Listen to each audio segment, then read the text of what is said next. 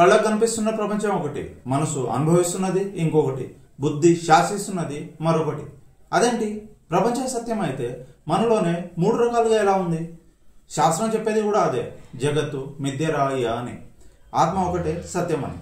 ఆత్మ అంటే శుద్ధమైన బుద్ధి, బుద్ధి అంటే ఘనీభవించిన మనసు, మనసు అంటే చుట్టూ ఉన్న పరిసరాల నుంచి గ్రహించిన విషయ వాసనల మిశ్రమం. సుఖం అంటే ఆత్మని మంచి వాసనలతో కలిపి చూడడం, దుఃఖం అంటే ఆత్మని చెడు వాసనలతో కలిపి చూడడం. మరి మోక్షం అంటే అసలు ఏ వాసన లేకుండా ఆత్మస్వరూపంతో ప్రపంచాన్ని చూడడం. నీటిలో దూకితే మునుగుతాం, కానీ చేప నీటిలోనే ఉంటుంది. అగ్నిలో దూకితే కాలిపోతాం, కానీ నీటితో అది ఆరిపోతుంది. చీకట్లో గుడ్లగుబ స్పష్టంగా చూస్తుంది, కానీ వెలుగులో అయినా అందునికి అంధకారమే మిగులుతుంది. వెలుగులో అన్ని కనిపిస్తాయంటే అందునికి కూడా కనిపించాలి.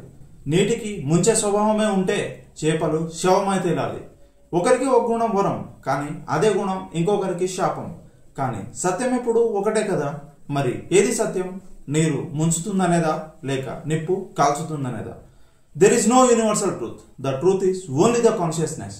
మరి మన చుట్టూ ఉన్న వ్యక్తుల, పరిసరాల, పాఠ్య పుస్తకాల, వినోద మాధ్యమాల నుంచి మనం ఇన్ని రోజులు నేర్చుకున్నది సత్యమా?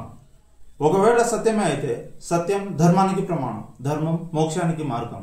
మరి ఇప్పటిదాకా నువ్వెంత హ్యాపీగా ఉన్నావు? నీకు తెలుసుగా. ఇంతకీ అసలు సత్యమేది?